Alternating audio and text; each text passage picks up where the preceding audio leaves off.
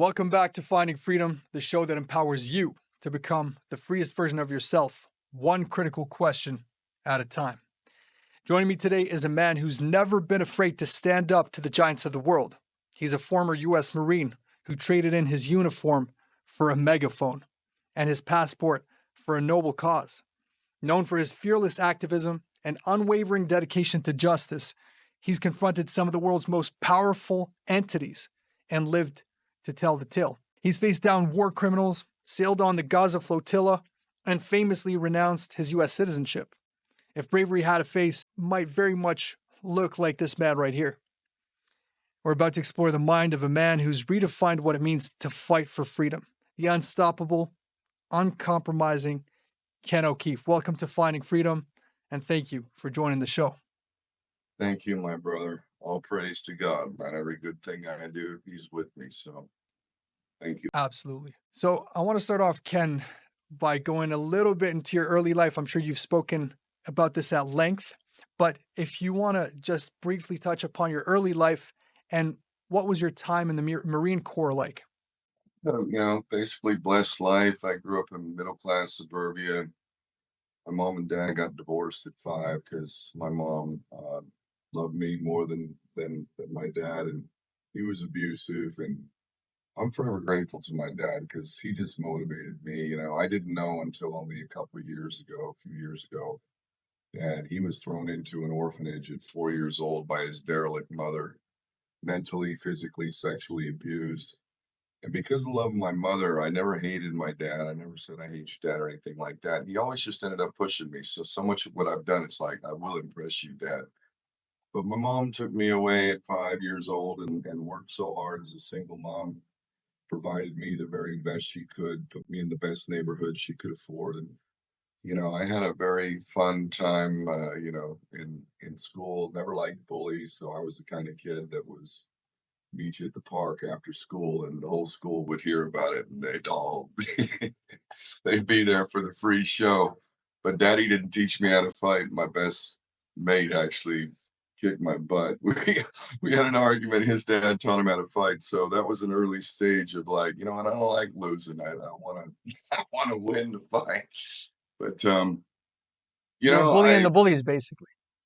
I played football. The Yanks call it soccer, which is really silly, but nonetheless, I was as good at that as you get. The best teams, La Jolla Nomads, came after me as the highest level player.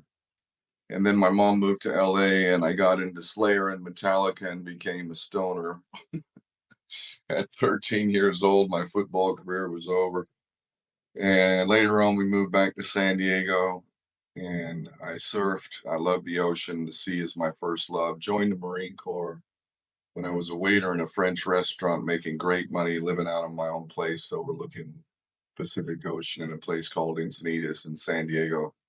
And I saw the movie Full Metal Jacket, and I was just like, that's what I need. None of my friends could believe it, man, like no way. And I signed up all from that movie. And really, it was the greatest blessing for me. I went off to a war. I'm a machine gunner. I was damn good at what I did. Never dropped out of a hump, never called in sick.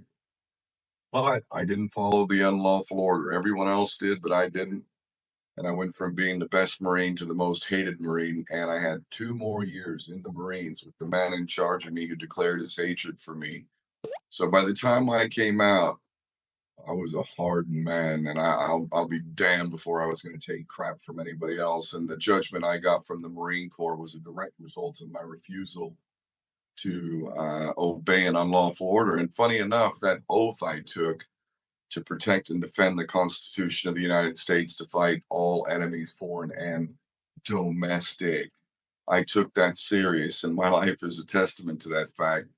And I also did exactly what I was supposed to do, which ironically, here I've got the greatest story never told behind me, but there were war criminals in World War II, and a guy named Adolf actually prosecuted and executed them because they were the most moral army in the world. Bottom line is, I refused an unlawful order. In the oath we take, it says, according to the Uniform Code of Military Justice. So all of those Marines and all those military men out there, you need to refuse your orders. You're being given unlawful orders. We're on the verge of World War III. They're going to send you off to fight for the Jewish state of Israel when your own people don't have any money. Inflation's going through the roof, homelessness increasing, your money's worth less, and there's violence everywhere. And you're going to go fight Judea's war to go commit genocide even further than your treasonous president. All of this comes from my oath and my commitment and the false judgment. So the Marine Corps was the best thing that ever happened to me. And thank God I never had to kill anybody. The war I was in, Operation Desert Storm, we liberated Kuwait, and they were all surrendering and giving up. So anyway, that's where I took my red pill. I took a red pill and I had 2 years to soak that up. By the time I got out, I swore I'd never give up my freedom again and that I didn't like being wrong about the Marine Corps. What else am I wrong about? My mind was an open vessel. I studied like a son of a bitch. And I found out pretty much everything we've been told is a lie, not least of which a man named Adolf or Palestine, same thing. Judea declared war on Germany just as they did in Palestine. In both cases, they treated them like human animals. And in both cases, they declare their intent to exterminate them. How many people know that? You don't know that because you got a Jew version of history. If you want to go ahead and believe they lied to you about Palestine, but told the truth about Germany, whatever. I don't have time for that, man. Truth is God to me. So I don't care how unpopular the truth is. Truth is truth. The truth fears no investigation. And, you could try to hide it for as long as you possibly want, but at the end of the day, it's going to come out. And it's quite an incredible story, the life journey that you've gone through. And I'm sure it added so much to your character. It gave you so much wisdom. And like you said, it was one thing that led you down a rabbit hole of sorts, and you started questioning everything. And I think so many people come to different realizations, and all it takes is one single moment in time, one experience throughout their lifetime, to flip that switch and make them go down that investigative route. So yeah, I salute you for what you've done and what you continue to do, and for how you continue to speak up on behalf of the oppressed people, whether it's the people of Palestine or any oppressed people, any oppressed nation across the globe.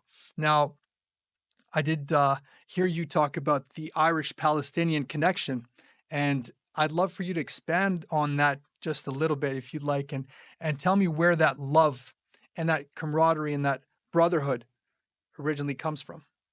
Well, the thing was, my mother, her mom, Margaret Clark, Peggy, she was born and raised in County Kerry in Southwest Ireland, and the Celt spirit is in me. It's always been in me. Although I have a Yank accent, I'm more Celt than I am Yank, that's for sure. And we know genocide. The British tried to genocide us for 800 years. They really did. So, for anybody else who's got a sob story of genocide, amen. Get in line, all right? We know it. It's in my DNA. And, the Irish used to be called the white niggers of Europe. That's no bullshit. There were signs in pubs all the way up into the 70s and the 80s. No blacks, no dogs, no Irish. So, this explains a lot about why the Irish people, not the government, let's make a distinction between governments and people. The government is one thing, the people are the real indication. And the support for Palestine amongst the true Irish is almost uniform. Because again, we know genocide, it's in our DNA, and we see now the real time one. But back in the day when the Irish were being genocided and starved, just like the Palestinians today, there wasn't any video cameras, no iPhones and stuff back then. So you have to understand history and who tells us history. The same ones who bring you the news and COVID and 9/11 and how about the USS Liberty? Oh, they didn't tell you about that. They didn't tell you about Mossad on 9/11. They didn't tell you about the active campaign of genocide that began on May 15th, 1948. They want us to believe that October 7th, 2023 is the beginning of history.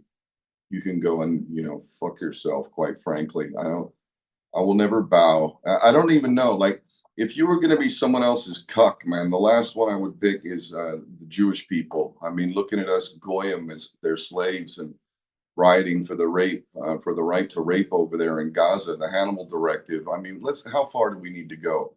I've seen these bastards on the ground in Gaza, in the West Bank, on the Mavi Marmara. I've been in their prison, Ben Gurion Airport. I've experienced them firsthand. Cowards, cowards, cowards. And all you dual nationals are running away from Palestine because you have no connection to that place. None. Zip. You come from Europe, you bastards. And you know what? You have no right to not only defend yourself, you have no right to exist. For those of us who actually understand the law, there is no lawful basis for the creation of the Jewish state of Israel from day one. Never mind its genocidal declarations, Ergen, Stern Gang, fucking all these. You know, when the real history be told, I tell you what, for those who believe in God, I don't care how unpopular my stuff is. I said stuff 20 years ago that was so unpopular, it's not even funny, calling out the United States and whatnot. But, you know, I don't think of myself as some like, oh, look at me. I think, you know what? I know what's right. And I swore I would stop being a fool and a cuck when I got out of the Marine Corps. So I couldn't not do what I do. I couldn't live with myself. Man, I want a better world, and anything less is unacceptable to me. And if I have to hand this shit show over to my kids the way it is, I haven't done my job, man. I want something we can truly feel good about, not just in America. And America's going to hell in a handbasket anyway. I want it for all people. Damn it. I want every people to be able to live their life in dignity, with sovereignty, with their own culture, their own values. I want them to be proud of themselves and to improve their society. I want every single child to be free. And all of the pedophilia, the missing children, millions and millions. And the epicenter of pedophilia and missing children in this world is the United States of America, who has a president who's making America great again by bending over for the Jewish state. It is disgusting. And I would rather die than submit to that. And I don't know what kind of Marine who takes an oath to fight all enemies, foreign and domestic. I don't know what happened to my brothers and sisters, my brothers in particular. You took an oath, man. You invoked God. The enemy is inside the gate. No external threat comes even remotely close to the enemy sitting inside your gate who brags about owning your politicians through AIPAC. And the president himself got a $500 million donation, 100 million, 500 million from Adelson. And before that, got another 100 million from his husband, from her husband, who's dead now. So the wife carried on. Open and notorious corruption and payoffs in your face. Man, this is what happens when you become a godless society like America. You used to have some Christian values. Now you got Christian Zionist idiots who are going to go straight to hell as well. It's absolutely insane, man. And like you said, it is the United States of Israel to a very large degree, pretty much entirely. And I think people are slowly but surely coming to this realization, and I'm thankful for people like yourself who are coming out and they're shedding the light. They're exposing all of this little by little. And people no longer have the excuse of ignorance. They can't hide behind the veil of ignorance anymore, you know. So what really prompted you to speak up, particularly for the people of Palestine? I mean, there are so many causes around the world, and obviously, right now, since October 7th, and they want to keep on harping on about October 7th and using it as the guise for doing all of the atrocities, committing all of that, all these heinous actions that they're committing. But you've been in the game way before that for years and probably decades. So, what really caught your eye with the Palestinian struggle in particular? Um, who's controlling the news? Who's controlling Hollywood? Who's controlling the politicians? Who's controlling finance? Who's controlling every single aspect of our lives to the degree that they've corrupted everything? That if you happen to be a man of honor or a woman, a mother perhaps, who values her children, um, you would have to suffer from the greatest of delusions, which I know. When I was 19, I joined to become a mercenary for the banksters. I was stupid and I didn't like it. So I decided to stop being stupid and learn. The truth is out there, and the truth is not popular.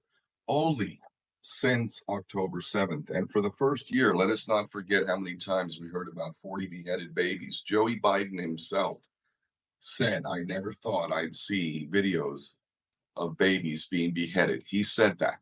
That's the commander in chief who took showers with his teenage daughter, literally, and she said so.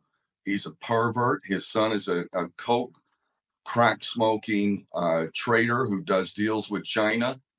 And that was the commander in chief. And then now we have the guy who moved the embassy of the United States from Tel Aviv to Jerusalem in line with the Greater Israel Project. He's gone to the Wailing Wall wearing his little hat, paying his homage to his master. He holds the chair open for Netanyahu, a war criminal, undeniably so.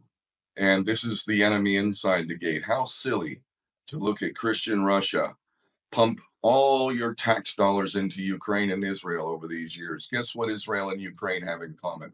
Actually, funny enough, all those fake Jews who squatted Palestine and committed genocide from day one, they're from Ukraine. And that's where they're all going to run to, Europe. So get ready for it.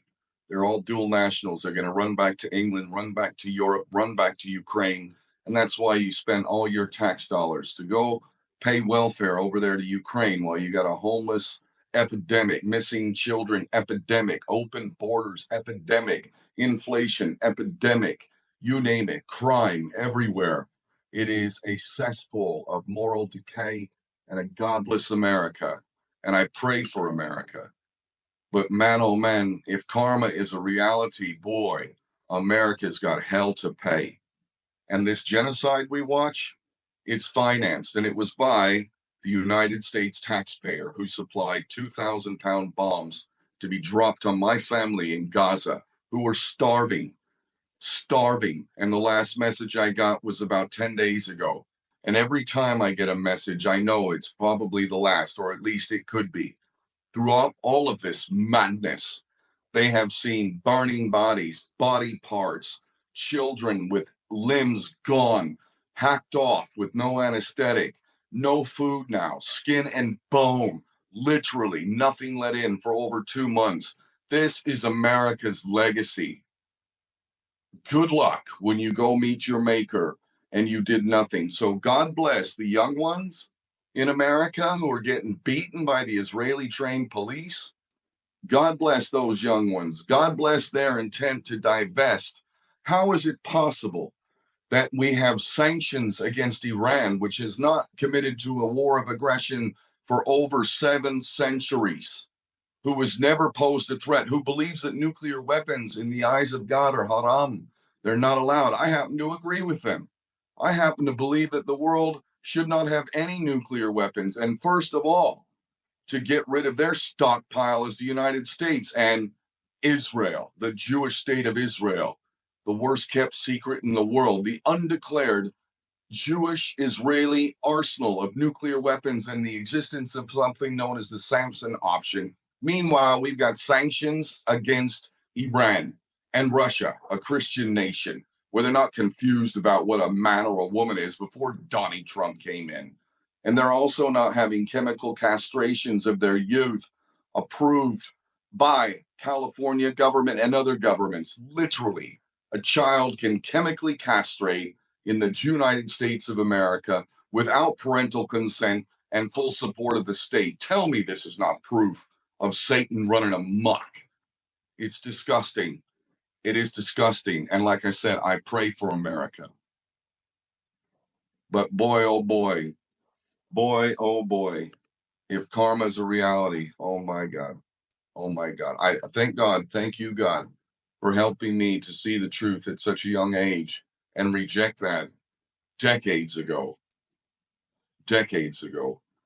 Anyway, moving forward, if military men are going to get an order and it's an unlawful order to go fight for the Jewish state of Israel, you need to refuse that order. And you will become the heroes. You will, real heroes, not mercenaries who go slaughter at will, who get covers for war crimes, torture, crimes against humanity, depleted uranium, white phosphorus, all of it. Absolutely. That's our legacy. I don't know, man. What kind of I mean, what have you seen? Like, you have regular friends, quote unquote, and then you have dialed in friends amongst the regular crowd. Have you seen like what have you seen like in terms of since October 7th? Media obviously always falsifies everything, and they, like you said, you eloquently and beautifully put it all together. They were talking about the beheaded babies and stuff like that, and there were large swaths of the population, as with any other case, any other event that goes on in the world, they fall for it. But then they come to their senses. And when it's going on for long enough, people can only turn a blind eye for long enough. So, thankfully, I'm surrounded by people who are smart enough and switched on enough to know that it was all garbage from the beginning. It was a false flag attack, and they used it as a mechanism and an excuse to do everything that we've been seeing for the past year and a half plus. So, it was there were different people that were outside of my immediate circle that were kind of lost in the midst of it, and they had to be educated, and they had it kind of goes back to something like you were talking about, the scamdemic or the plandemic, whatever you want to call it. The vast majority of people gobbled it up for breakfast, lunch, and dinner, and we saw how it turned out. And unfortunately, now, even after all of that has been proven to be lies, there are people who continue, and they, either due to ego or either due to arrogance or either whatever it is, they want to save face. They just want to die on that shield, and they want to die on that hill, and they're never going to back down. So you have people that are going to stick to their guns, even if they're going to shoot themselves in the foot with it, you know? They're dropping like flies, and the Jewish controlled media is hiding all of that. That is beyond a patent crime against humanity. Dr. Fauci, oh, what did he get? Oh, he got pardoned, didn't he? He got a gift, didn't he? So by the way, I never once wore that mask, and I was in the States. I was actually in Washington State. I was homeless living in my van, and COVID came out, and I literally almost went to Bill Gates' place to go tell him to go fuck himself since I was close by. But I was leaving and I drove across the entire country. Never once did I put that diaper on my face. And I went to different states and I saw different levels of stupidity. Like New Jersey and the East Coast was absolutely off the charts, ridiculous. Montana and states like that, like, dude, no, you didn't have to wear that crap. So I saw it, and then I got down to Florida, ironically, which was kind of the most sensible, the irony of it all. And cop stole my van and everything in it. I literally lost everything. My home was my van, and therefore my home slash van was stolen, and I lost. They wouldn't even let me get my property. But I went through COVID the whole time, and literally I flew out of the states in 2021, the summer of 2021. So this is still very much in the heat of COVID. And I can honestly say that me and my dear mate, a 20-year junior Marine of mine, Marcus, my brother, we went in. He's in a wheelchair. He's double amputee. Afghanistan, both legs, boom, blown off. We went into the federal building to do some paperwork I had to do. And we did not wear that mask. Every single person was wearing that mask. Every single person, not a single person, but the two of us. And what bottom line, we didn't submit. And then I flew out of the country from the airport in Washington, D.C., on the airplane, layover in Ireland, off to England, off the plane. Never once did I wear that mask. And I never wore that mask in England for the remaining portion of it. I swear, if people just, if you're going to submit to anything, how about submitting to God? Submit to God, damn it. That's my only master up there. I only answer to him. Do I give a what popular thought and X Factor and American Idol and whatever the latest distraction is, the Super Bowl, whatever the hell it is? No, man, I don't give a shit. I answer to the big guy. I answer to the Father, the Creator, and He's always been good to me. I love God, and I'm sticking with that. And everybody who is rejecting God, you've been secularized or you've been turned off by the corruption of religion and confuse that with actual God, with Christian values, what Jesus stood up for when he came out the temple and he saw the money changers, the Pharisees, the banksters of his day and literally just took their tables and upturned the tables, splashed their dirty money gold all over the place. All the regular people were scrambling and getting gold coin. Jesus then let the animals out of cages that they were going to slaughter at the temple, sacrifice, and he literally pulled out a whip and whipped these bastards and called them the synagogue of Satan.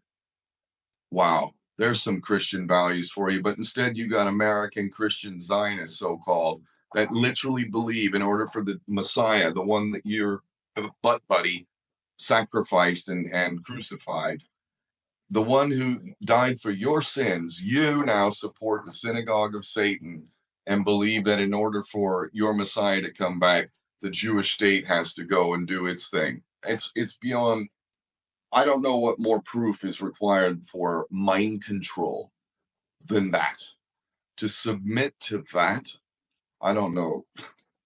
I guess Walmart and cheap gas get you pretty dumb after a while, man. I mean, I admire the unwavering faith that you have. And I believe that the beginning of the prosperity of a civilization starts with the belief in God. And the beginning of a demise of a civilization starts with denouncing God. So, yeah, God bless you, man. I want to ask you about something that happened with Douglas Murray, the guy, the Israeli shill who embarrassed himself on the largest platform ever when he was quote unquote debating Dave Smith. And he asked the infamous question, you haven't been? You haven't been. And then I want to, since that's his metric of whether you're qualified to talk about a particular subject or not, I'm going to talk to the man sitting in front of me who has actually been. You've been to Gaza and you've been to the West Bank. So, you've lived there and you know the people of Palestine intimately. You've lived there for on several occasions, I believe. So I'd love to know, after spending a good amount of time, and you even call the people over there your family, and I love that you use that term. I'd love to know, what was it like, and what do you have to tell losers like Douglas Murray? Yeah. This is why they don't invite me on. I mean, when they were dumb enough to invite me on Hard Talk or CNN, Press TV and RT, they're different. They're not as adversarial. But even RT, I sacrificed my relationship by continuously using an accurate term, a term that would have been used from day one and continuously if we weren't so censored and cucked. The Jewish state of Israel. You weren't allowed to say that a long time ago. I've been saying it the whole damn time.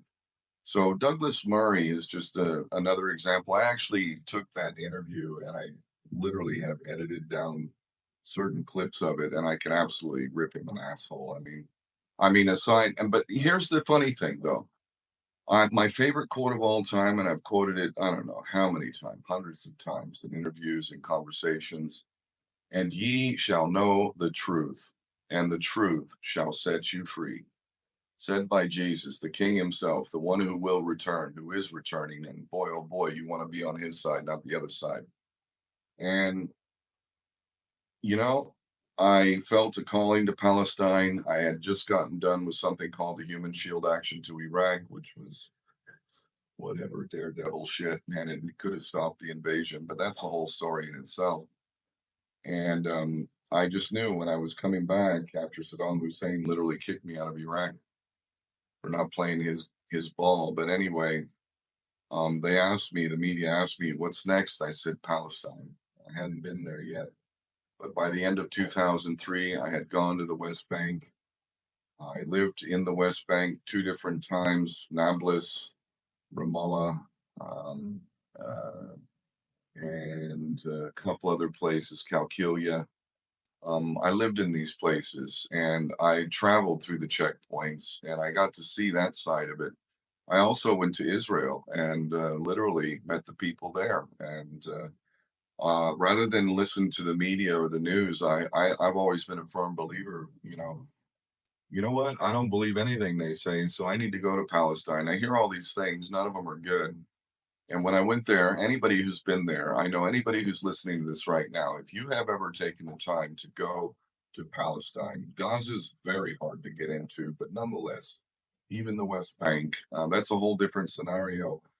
I was marveled, man. I was marveled at the checkpoints and the indignities and the things that the Jewish people have no connection, the converted Jews of many centuries ago.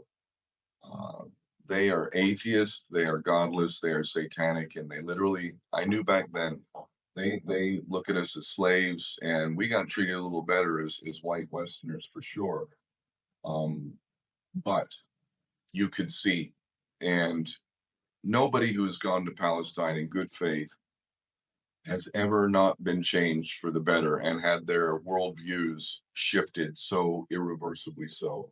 They're just like the Irish. They're the most hospitable and generous people you'd ever meet. The amount of honors that were bestowed upon me in the West Bank, and I met all the leaders. Man, I met Mordecai Vanunu, who had just gotten out of 17 years in prison in Israel. I met him twice in Jerusalem. What an amazing man, a Jewish-born man who converted to Christianity, still stuck there, literally. 20 years later, after meeting him, still there, can't get out. And I met the Palestinians. I met leaders of the so-called resistance terrorists that they called them. I met these people on the ground, and they became my family. It took me a few years to get to Gaza, but I managed. I nearly got in 2005. That's like a book in itself, but I'll skip it. Um, and I finally made it in 2008 on the Free Gaza mission, captain as a captain. We had two boats we sailed in, first time in 41 years anybody had done it. Nobody thought we would achieve it, but we did. And I remember that day. It's maybe the happiest day in my life when we sailed into Gaza, and a people who have been so abandoned by everybody, including Arabs and so-called Muslims. They were coming out by the thousands, man. They were like getting in their little fishing boats, and they were all leaving the harbor. Kids were jumping in the water, and I was the captain bringing in the boats. I was forever like, make sure they don't get near the aft where the propeller is, and like, oh my God, man. So I'm having this moment of joy, but also my duty to get that boat into the harbor safely. But I'll never forget it, man. They were all cheering. They had smiles on their faces. It was something that most people, they'll never understand. You won't fathom it, not unless you do God's will and do God's work, and then you'll understand possibilities like this. Mhm. And removed, and I had to go back because my first son was being born. Otherwise, I would have stayed. But I was right back after my son was born, and I've now lived in Gaza over a year total. I've lived in all the areas that are like gone now. I have families that I've been in touch with since 2008. Um, and I've been so honored by the Palestinian people. A man who I met several times. He took me into his own home, which was a little tiny home in a refugee camp in Gaza. The prime minister of Palestine, democratically elected leader, Hamas, Ismail Haniyeh. I met him several times. Eventually, he awarded me citizenship as a Palestinian naturalized, and also the key to the city of Gaza. He was martyred last year in Iran. They sent missiles after him, as so many other incredible Palestinian leaders. Yahya Sinwar, who was very famously shot last night, he was hit with a shell, and his right hand was like basically gone at the wrist down. His left arm was just all shot up. His legs were gone, like shrapnel and everything, and he was sitting there in a lounge chair. And an Israeli drone comes in, and with his seriously injured hand, the only remaining limb he has left, picks up a piece of wood and throws it at the drone before he's martyred. There you go. That's the one the Israelis said he was hiding underground and stealing the money. And just like they're saying Hamas has taken all the food, everything they say is a lie. Every single thing they say, except when they say that the Palestinians are human animals, and they're going to cut off the water and the food and the electricity and all supplies. That's honest. But whenever they said anything, the most moral army in the world, all of this stuff, the fact that people bought it, it's really sad. And People are going to have to go through a real painful experience of realizing that the nation that you love, the Stars and Stripes, the greatest nation in the world, is the biggest criminal and the biggest terrorist for the last centuries. And it's because it's been Jew controlled ever since the creation of the Federal Reserve Bank. The head of the snake is the financial system. No president is going to touch the Federal Reserve because that's who runs your country. The unaccountable Federal Reserve, comprised of Rothschilds and those ilk of Jewish bankers. And your country is now $38 trillion in debt. And I think you're going to add a couple more with the new budget and all the things Trump is doing. You owe all that to the banksters, and they brag about owning your politicians. And that's the state of affairs. Not something to be proud of at all. Absolutely not. Something you said kind of caught my attention. I wanted to ask you about it. So you said when you went there to Palestine, you met with Arabs and you said so-called Muslims. So I was just curious to know what you meant by that. So Palestine has been abandoned by virtually all of the Arab nations. The only one who has stood up, and it's been in the last year, and God bless them, and they just kicked America's ass, by the way, is Yemen. A nation that America has been financing a genocide against through its proxy, Saudi Arabia, for well over a decade now. A people who are starving, a people who have had an active campaign of genocide against them, financed by America. People who have nothing but more than anything, they have something that the Americans don't. They have God, and they have a conscience, and they have a duty, and they have done what no other Arab nation did, and that is that they have taken on the United States, who is taking the side of genocide, and they have stood against genocide, and they have stopped the American military, and the American people have no idea what's coming if you take on Russia and Iran. You're going to be pummeled, and China is going to come and take over your country for real. That's how bad it is. And by the way, the Jews want this plan. They want it. I'm not making this up. Always they intended to implode America. The one remaining superpower in the world is meant to be Israel. This is what they believe, and they're building a third temple to bring in their Messiah, which is Satan. This is all true. This is why they don't want to invite me on. You know damn well I'm going to tear you apart if we get into a debate with any of you. So Douglas Murray is a cheap little bitch, and I could speak pretty words and be all polite and do what I've always done. I would absolutely crush him. I would crush Tucker Carlson. I would, all of you, your mouthpieces, your controlled opposition. And I have the clips to prove it, man. If I had 10 of me, I'd have that out too. I just made a film today. It'll be out real soon. But truth is, wow. Wow. I wanted to ask you about a couple of instances where you did get detained. Now, the ones that I'm aware of were two occasions. Once in 2004, you were detained in Israel. And then in 2024, 20 years later, you were detained in the United States of Israel. Maybe you were detained more than that, but what was the allegation against you? What was the false pretense that they gave you? And what was it like?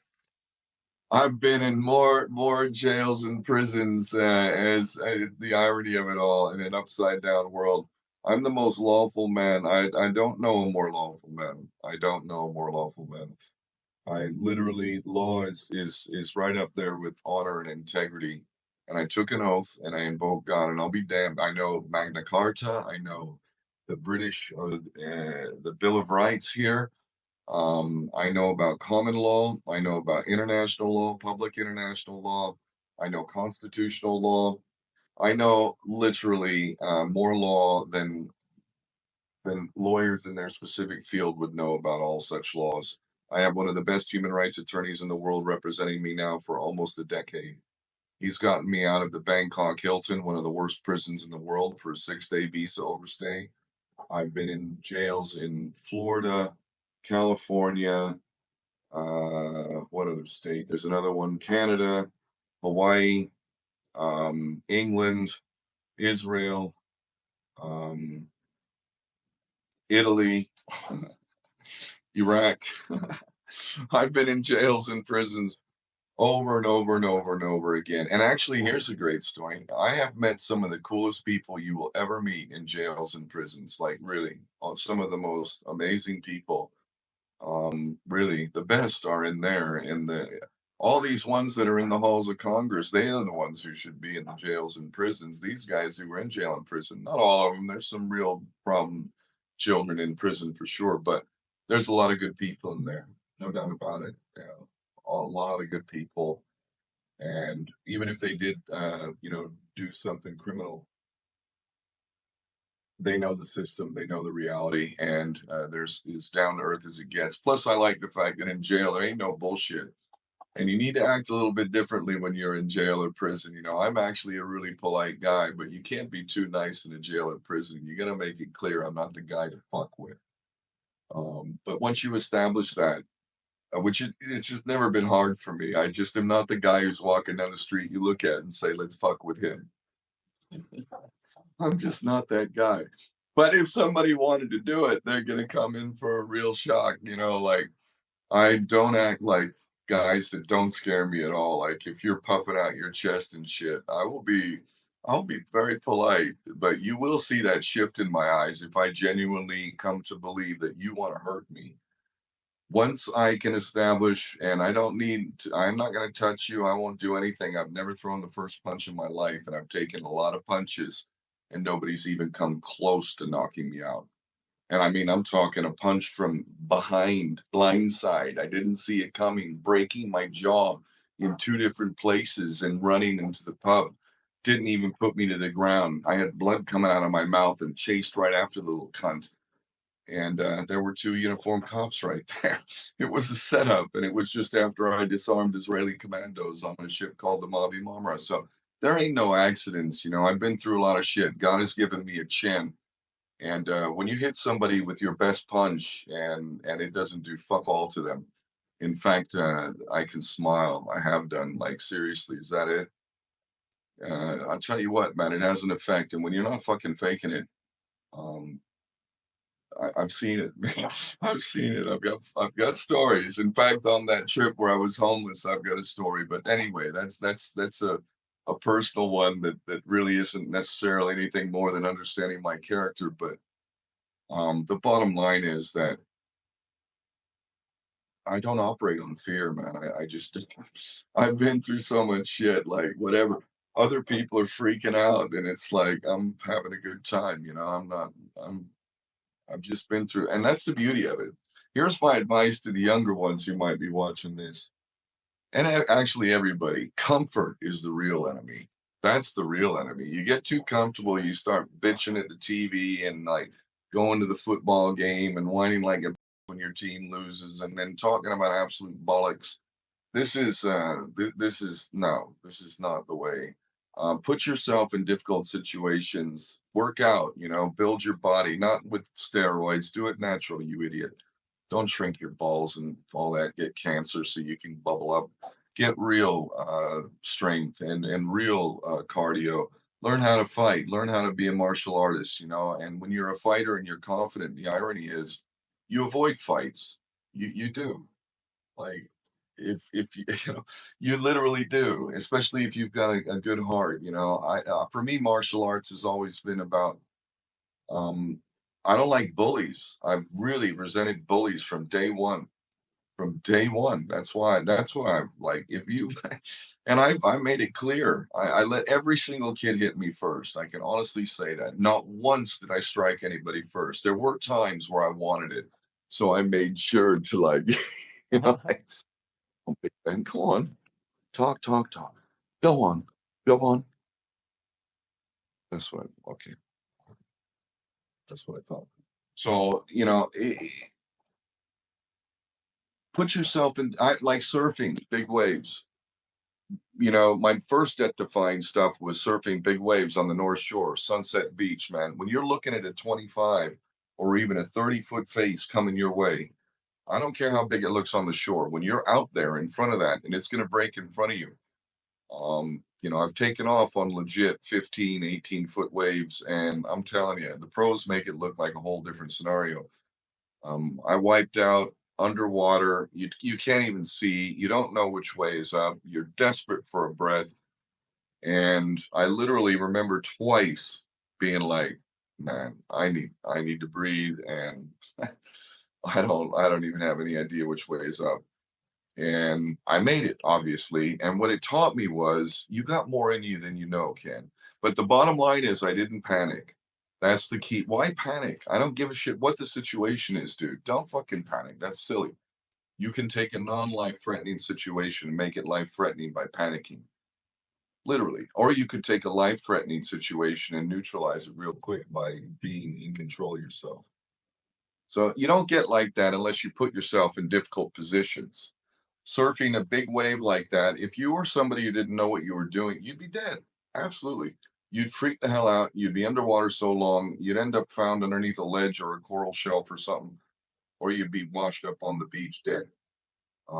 Literally. So comfort is, I think, what really was the enemy of America. It's been riding high on the hog for so long, farming out all of its atrocities around the world and never even batting an eyelash at the direct connection between us and the rest of the world. So anyway, when you get and now Americans are going to be uncomfortable, real uncomfortable. Weimar Germany's coming to you. You don't know what that is, do you? You don't know what that is. You don't know about a wheelbarrow of Deutschmarks buying you a loaf of bread when millions of Germans were starving. It's going to be $1 million. It's going to be a wheelbarrow of dollars to buy yourself a loaf of bread. Mark my words. Mark my words. It's coming. Just as they did to Germany, it's now coming to America. And it won't even take long. If we're talking a year from now and eggs aren't $100 for a dozen, and I'll be shocked. I'll be shocked. In fact, even more. It's already like $12 in California, which is, there you go. Who controls California? Gee, I wonder. My home state, where you can chemically castrate without parental consent with full support of the state. Gee, I wonder who's in charge there. That sounds real Christian to me. It's beyond insane, man. Reality is officially stranger than fiction right now.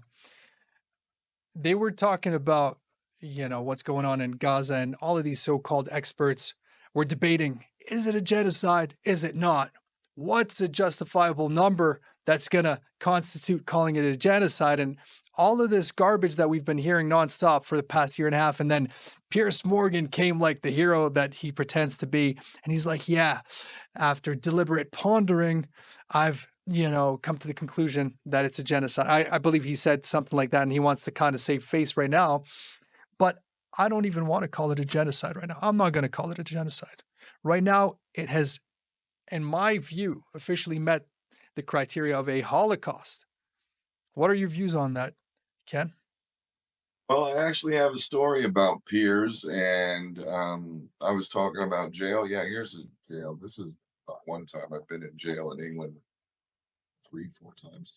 Anyway, um, I was watching the genocide as it began. I actually broadcast. I was like my shadow banning and everything. I had like 12,000 followers on Twitter, and they've shadow banned me everywhere. So I actually broadcast for 53 hours straight, like on October 20th, because it was like the least I could do, like to try and sound the alarm best I could.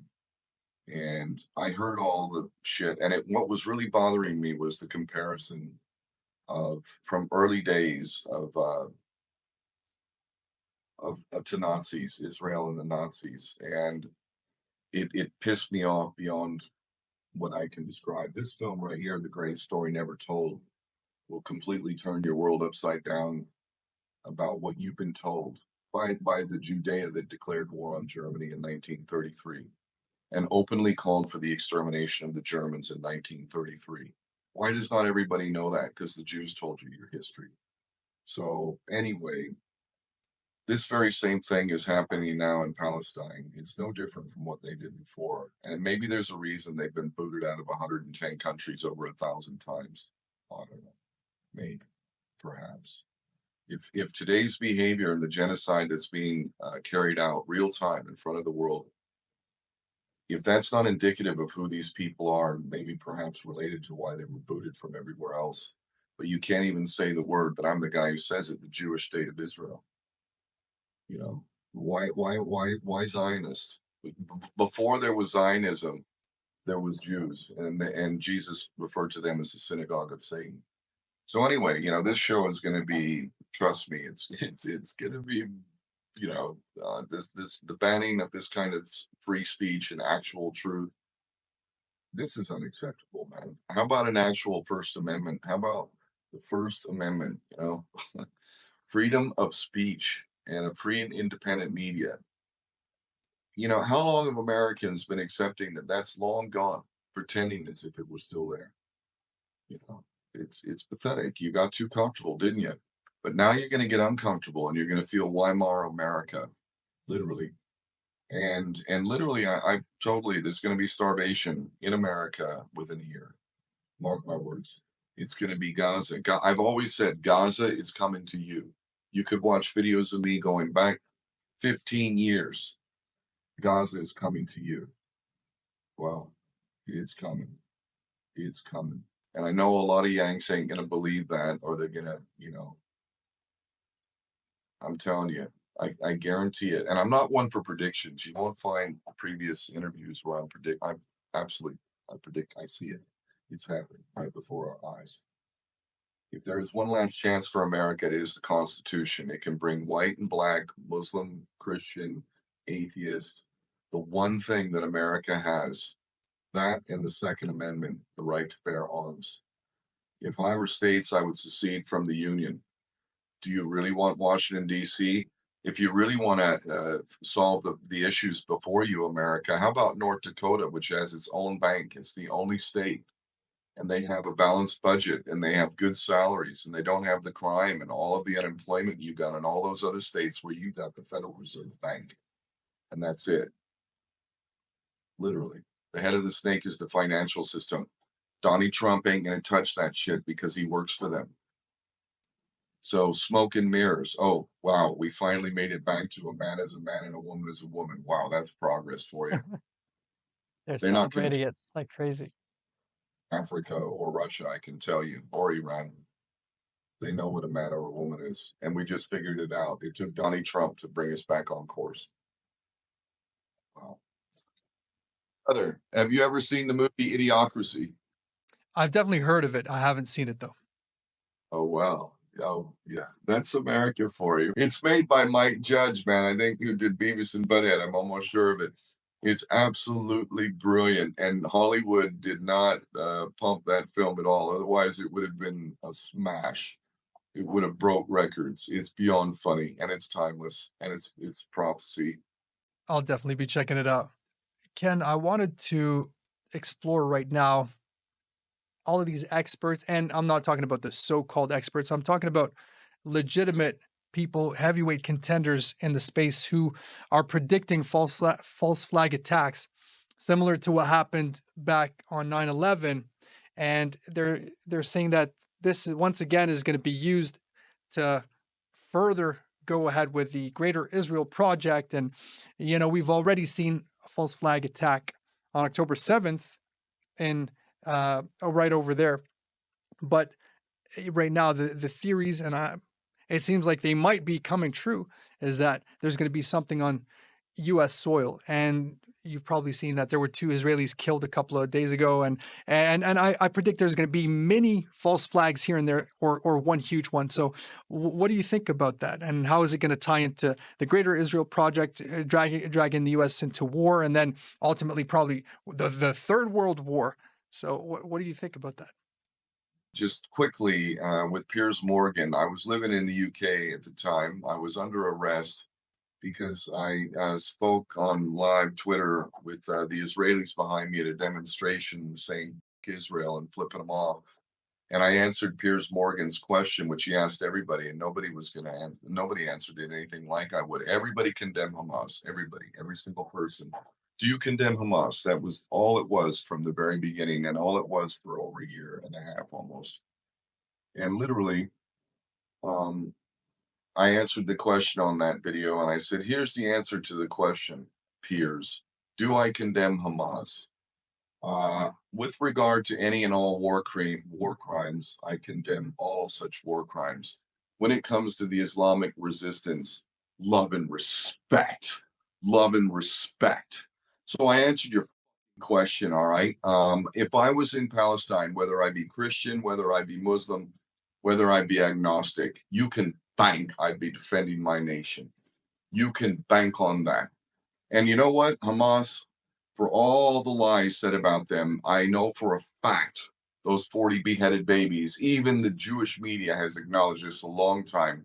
Those original claims were Jew lies planted in your Jew controlled media that had no resemblance to the truth at all. The truth of the matter is that Hamas actually respected its prisoners of war infinitely better than the Israelis treat thousands of Palestinians who were routinely raped and tortured. And I've met dozens of Palestinians who've been in prisons and jails.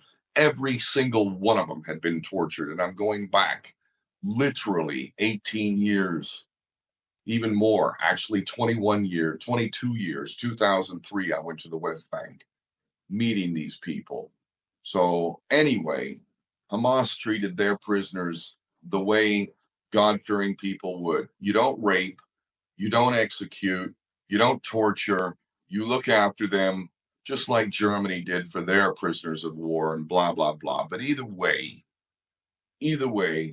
not only did they not rape, not only did they not behead anyone, not only did they not kill anyone who wasn't in a resistance posture, they literally took care of these people and protected them with their lives. And we have Israeli POWs who've gotten out, literally one woman who literally kisses the head of one of the Hamas guys.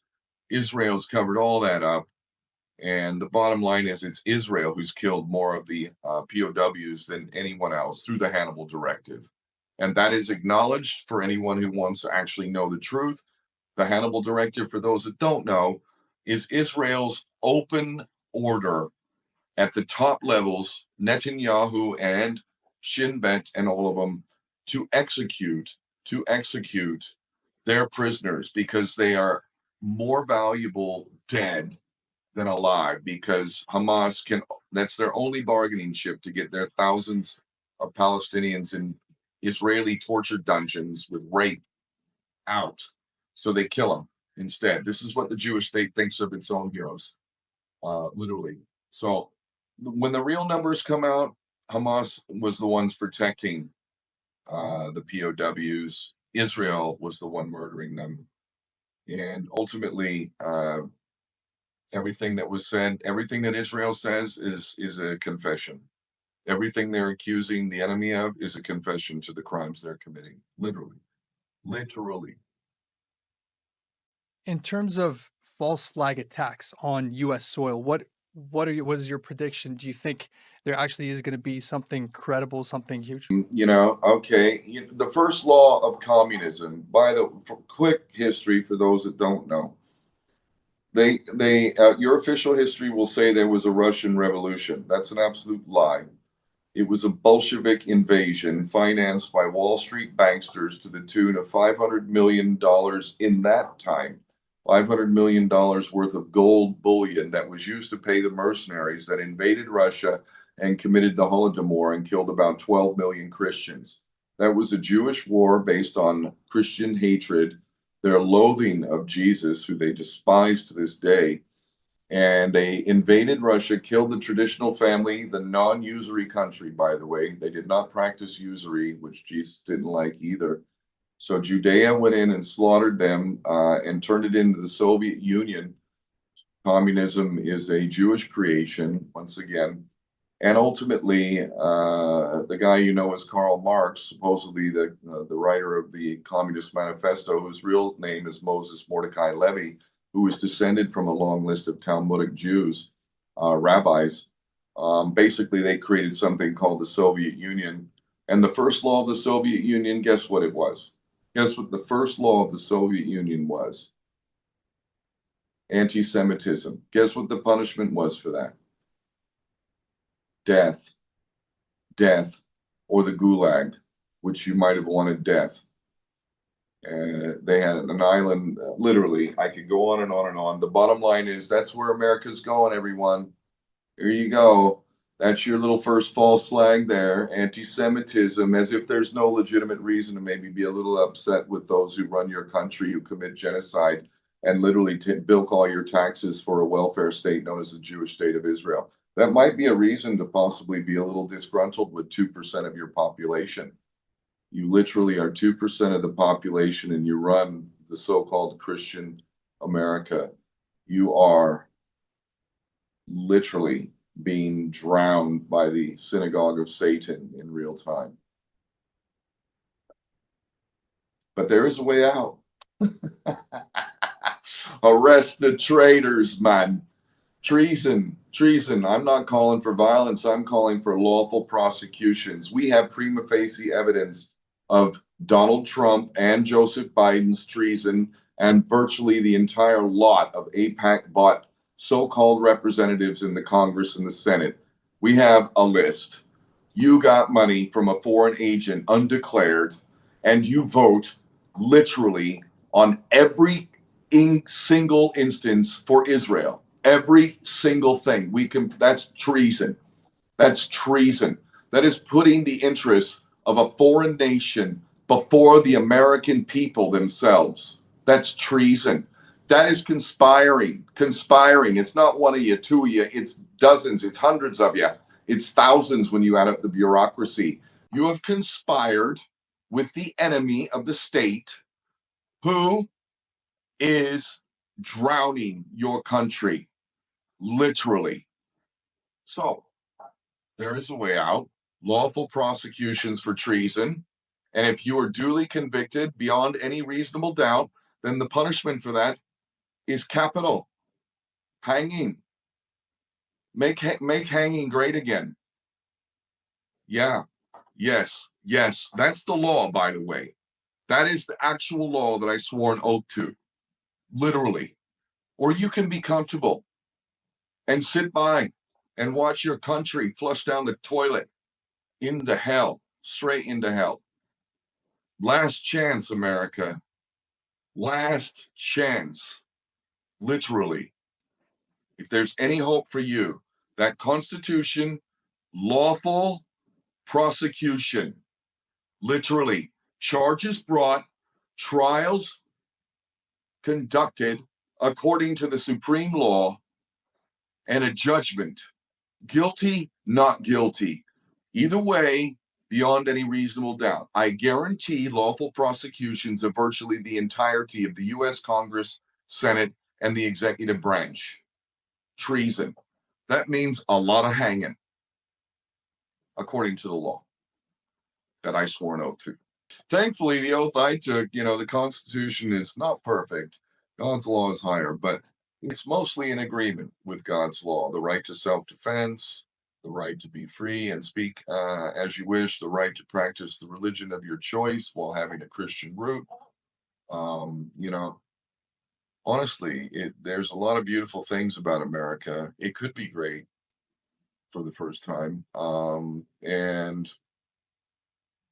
It's the Constitution, it's God, and it's seceding from the Union, seceding from federal control, your own bank. That is the most doable thing. And all it would take is the awareness of the American people to really comprehend that and to make it happen.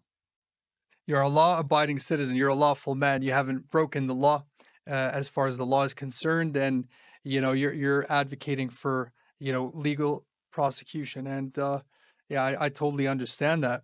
So, do you think the war is inevitable? The one with Iran, like, is the U.S. going to get dragged into it, sucked into it, regardless of everybody shouting for the government to not go near it? Is it just an inevitable thing? What's your prediction on a mass scale? And are we just headed to hell in a handbasket? It's literally a race between American consciousness and duty and their intentions. I know what their intentions are, 100%. The intention is, yes, America will get engaged, and here's what's going to happen. If they attack Iran, including with nukes, Iran is going to strike back.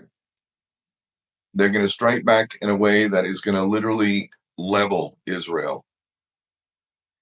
And I'm not literally, with hypersonic missiles, also who are working with the Chinese and the Russians, who have missiles that there is no defense for any of America's ships or your bases. Nothing, nothing, nothing. You're going to be obliterated. You're going to lose so many more American sons and daughters out there in this military industrial complex. They're going to die. They're going to be cannon fodder. And this is exactly how they think of your heroes.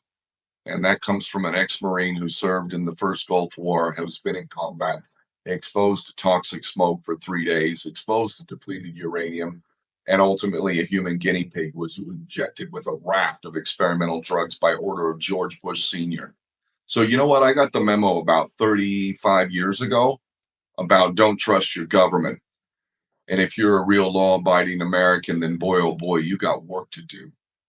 There's open, open, open disregard for the supreme law. It's all civil, which is not constitutional law. It's magistrate courts. Been confronting that crap going back 3 decades, court transcripts to prove it. I'm not the smartest guy on the freaking planet or in America. This is just honest truth seeking. That's it. It's all there. You know, the last chance America has is literally to unite behind the Constitution, lawful prosecutions, which can be conducted by citizens' arrest. Militias exist. They need to arrest the traitors. The government's gone rogue. It's beyond self-evident at this point and has been for a long time. None of these policies are going to benefit America. All it's going to do is sow the certain death and destruction of America. If America indulges in a war with Iran, it's going to be effectively with China and Russia as well. They are allies. Europe is going to be obliterated. America is going to lose massive, massive losses around the world. And at best, what are you going to do? Do the Hiroshima Nagasaki thing again? I've been to Hiroshima and Nagasaki. I've met 3 survivors in each place. I talked to them. Yeah, we've done it twice before.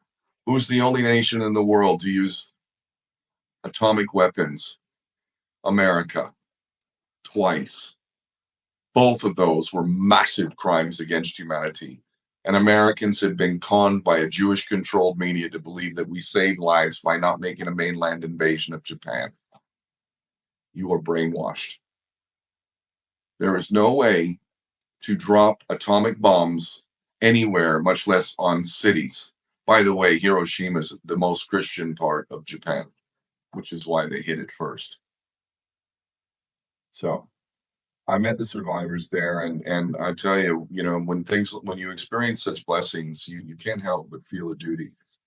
I don't know why the world turned a blind eye to thermonuclear war and its potential. We've come literally this close 9 different times, including the USS Liberty, which was an Israeli false flag attack back in 1967. God bless the USS Liberty survivors. They're having their conference this summer in America. I recommend everybody look up the USS Liberty and the survivors. Phil Turney, he's a good friend of mine, absolute fantastic brother. These are real American patriots. Talk to them about what America's done to them and who murdered them. You did prescribe a bit of a remedy, and you said, citizens' arrests, there has to be lawful prosecution. But now, if we look at the landscape of the American system, the American government, like you said, pretty much every single U.S. politician is bought, he's paid off, he's bought up completely. He probably has blackmail against him, a videotape of him doing God knows what, and God knows what island. So now, how can that realistically, if we wanted to envision, how can that practically materialize? What would you say? How does that need to happen in a very practical way? The least it will be the state will be marked for sure, but the bottom line is every state. So, how do the people of Idaho feel about the policies being dictated from Washington, D.C.? How do the people of Texas feel about the federal laws affecting every aspect and completely obstructing any true sovereignty of Texas? The states are supposed to be states, which are nations. Each one has a constitution. You can secede from the union. Whatever benefits you get from federal involvement, you far bigger price do you pay. Far bigger. Get Washington, D.C. out of your state, hold a referendum right now to lawfully, peacefully secede, institute your own bank, just like North Dakota. You could do this. This is nonviolent. You can force a referendum, spread the word, talk about these solutions. They exist. They're lawful and they're peaceful. They want you to descend into violence. They do. There is a lawful, peaceful way to do this. And in cases where we have open traitors walking the streets, there is no reason why a militia, who are going to be the equivalent of the Marines, they're the ones that can go in, the best trained, lawfully, according to the Constitution, honoring the oath, arresting the traitors. We have publicly available proof of their collusion and conspiracy on behalf of a foreign state which has paid them financially, and yes, has many of them with sex tapes raping children. Yes, they do. Where's those Epstein files? You ain't getting those. Your president was buddies with Jeffrey Epstein and talked about he likes the younger ladies like you do. You talked about the common. What are the odds that Donald Trump is not on videotape? What is he, a man of virtue and integrity? Oh my God. How silly is it to think he will not do? And all these MAGA people believing he's your savior. Oh my God. You could be praying for the coming of the real king, Jesus. Instead, you're praying for Trump a dump. Oh my God. Oh my God. Idiocracy. Watching. But they can. They can, and militias should be put in active duty to literally you got to overpower whatever Secret Service they got. You guys are protecting criminals. The Secret Service, there's good people. I've met guys in the FBI off the record who told me they respect what I do. This is going back 15 years. I know there's good people in the FBI, in the CIA, in the NSA. You are real patriots. I've had FBI guys tell me that they're not alone when they express their respect to me. After being interrogated countless times, I've been interrogated in different jurisdictions around the world, multiple times in America, with as much as 6 interviewers, usually 2 unidentified, which will be the spooks, the CIA, the Mossad. And I've told them every single time to their boss, tell your boss every single time, if ever these tapes come out, God is my witness, it'll be proven true. Every single time I've had these interrogations, literally in the UK, in America, I have said the same thing. I have a message for your boss. Not your boss, not your boss's boss, not your boss's boss's boss. I'm talking about the boss, your actual boss, who I know is Satan, literally. They worship Satan in a multitude of provable ways. That's who I'm talking about. And I literally say, and I want you to write it down. And they say, okay. I say, no, I really just pull out your pen and paper. It's short. And they pull out the pen and paper. All right, you ready? Super quick. Here's my message to the boss. Go fuck yourself. Got it? There you go. Send that off. So I've done this every single time. And then I'll talk. I said, first you write down my message. Okay. So every answer is coming from that context. Your boss and and I pay the guys on the ground respect, by the way. None of them could say that I was rude or arrogant. No. Model of a law abiding, oath taking U.S. Marine combat vet. You treat me with respect, I will treat you with respect. And literally, I've been treated overwhelming. On the rare occasion that one of them might start to go a little sideways, I immediately I don't give a fuck what you do. You know, if you want to fucking try and beat me up or whatever, I don't give a fuck, you know. But it never needs to go there because I'm very respectful. I really am. And I tell them all, I tell each one of them, I say, listen, it is my duty to object to you violating and injuring my rights. Having said that, I used to be a military man myself. If you don't do what your bosses tell you, you're going to lose your job. Your wife's going to get really pissed off.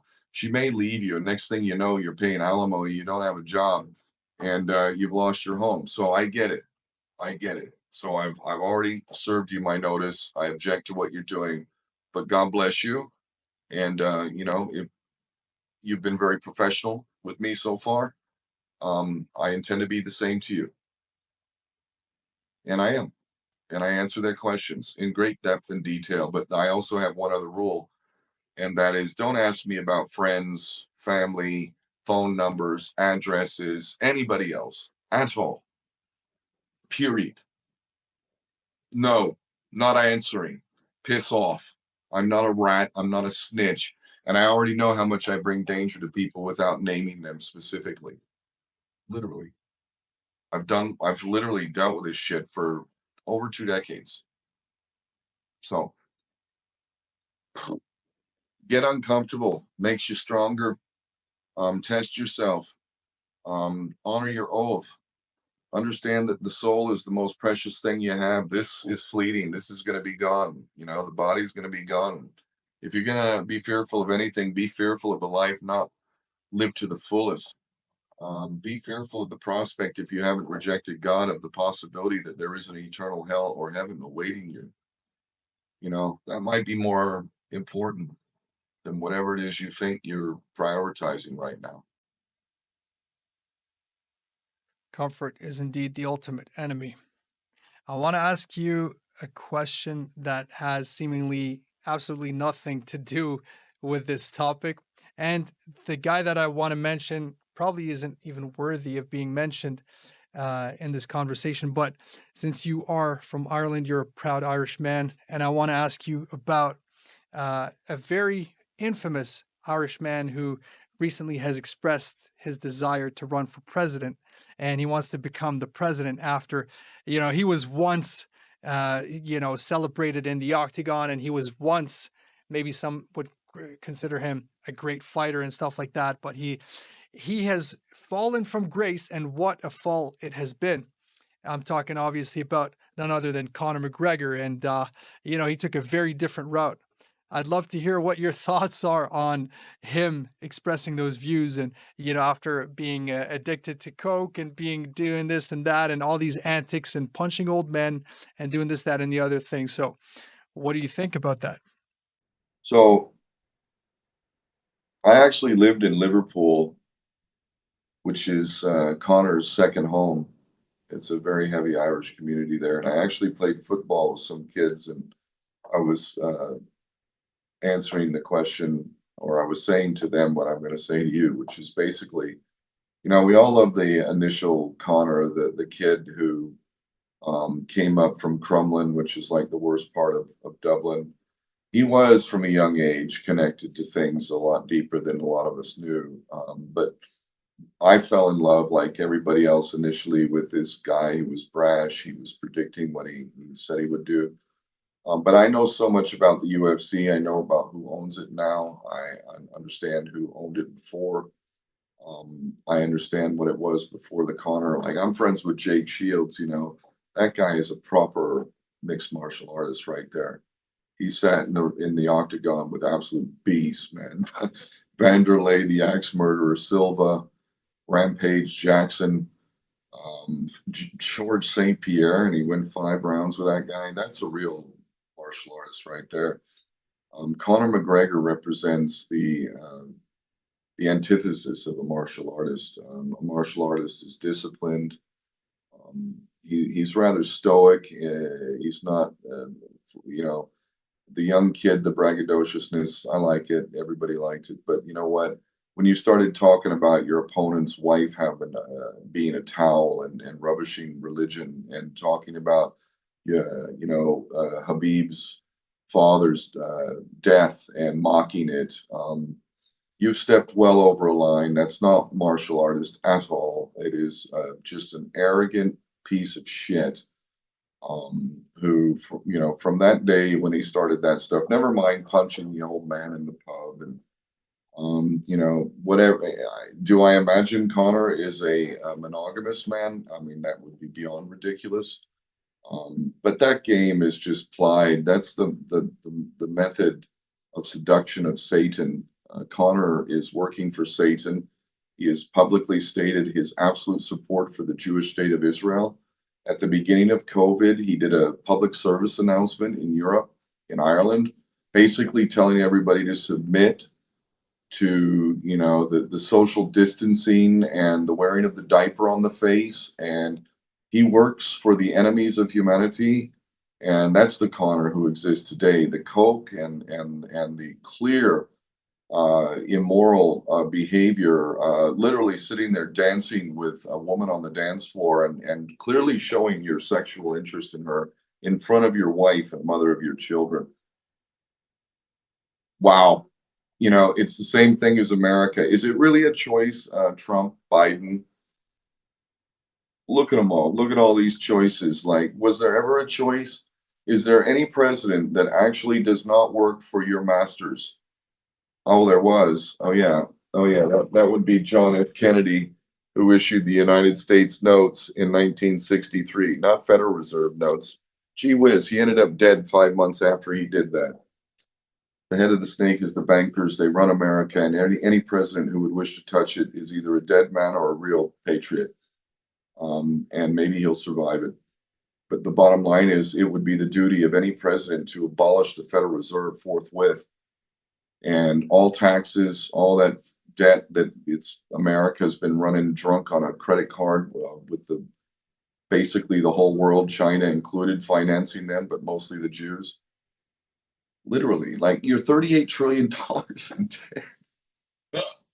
You would have thought when the creditor saw you hit a trillion mark, like, okay, wait.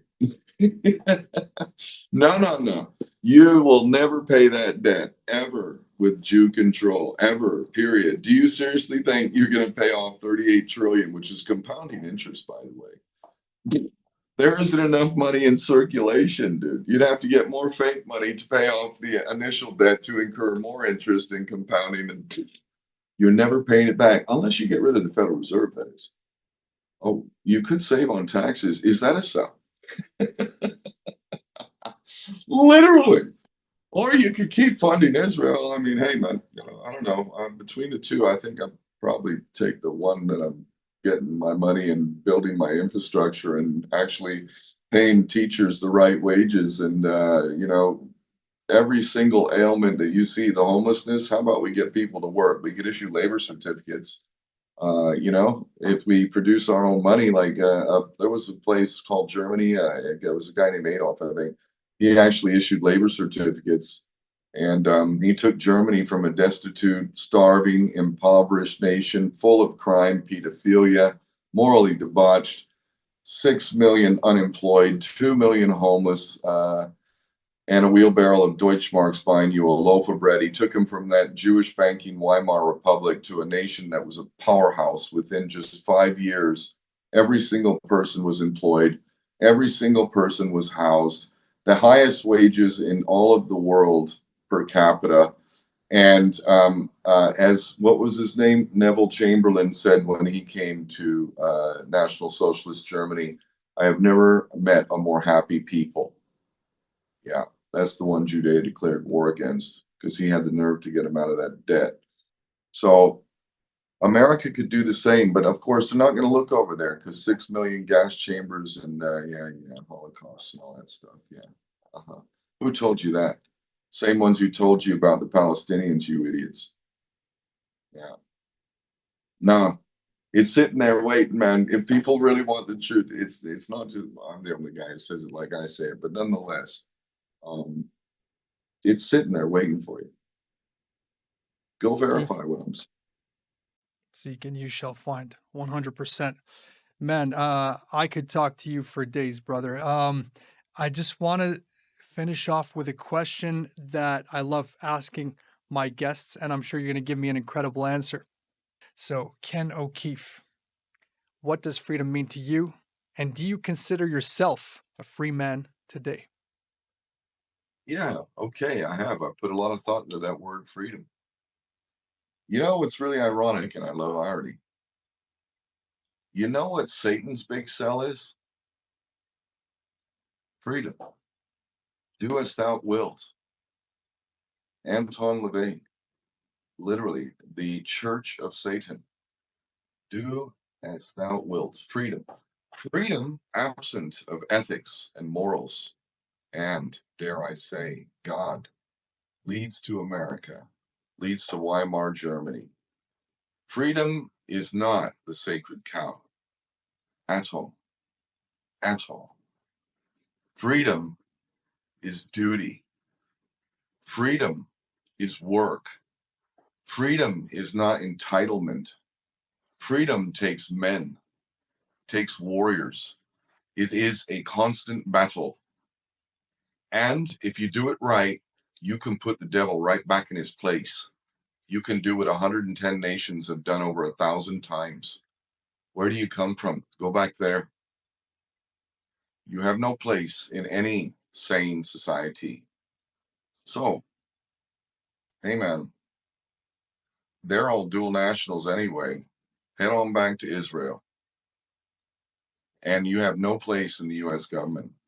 Nobody, nobody who is in a dual citizen capacity, especially from the Jewish state of Israel, has any place in any branch or any part, any advisory council, anything with the US government. And if Americans are so stupid that they can't see that none of their intentions are in your best interest, freedom requires duty, service, sacrifice, and vigilance. Otherwise, it's a debauched society with open treason. So, freedom is not the penultimate for me. Honor, integrity, leadership by example. Those are the qualities of a man, of a oath-taking Marine.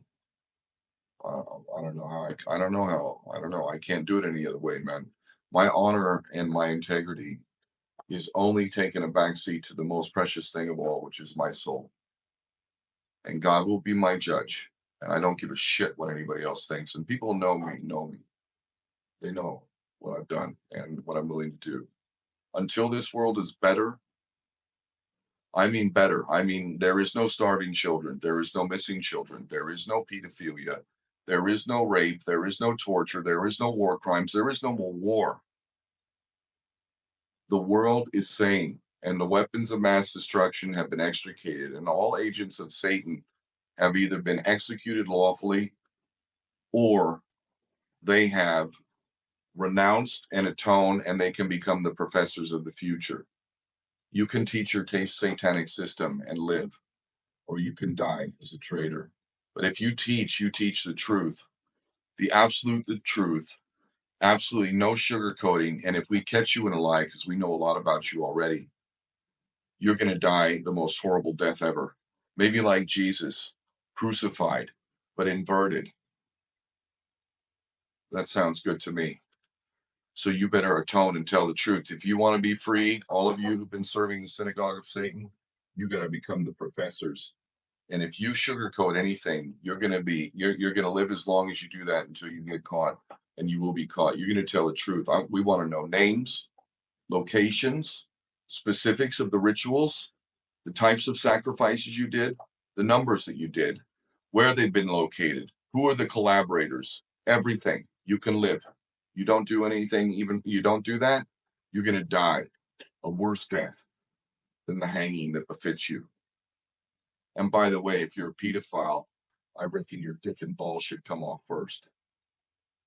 And we'll literally say a prayer for the children you violated with those things. We'll burn them in front of you. You're not even taking that with you, literally. So I don't know. I think a lot of people would tune in for those public capital punishment penalties for the traitors. I think a lot of people would actually enjoy that, and it would all be lawful. So yeah, fuck freedom, man. Truth and justice, man. That's my mantra. Truth and justice. Anything short of that, cool. Not interested. Well, thanks for your patience, man. And I mean, that was good. I really enjoyed the conversation, and we're going to put all of your links and where to find you, your socials, and everything on screen. Yeah, no, God bless you, brother. You like I said, I don't kiss ass and give false praise. You're doing a good job. You're doing God's work. So God bless you and your family. And yeah, we'll be in touch, my brother. For sure, man, for sure. And yeah, God bless you, man. Keep doing your thing, and we'll talk soon. I want to thank the viewers for watching and tuning in. Stay critical, stay curious, and most importantly, stay free.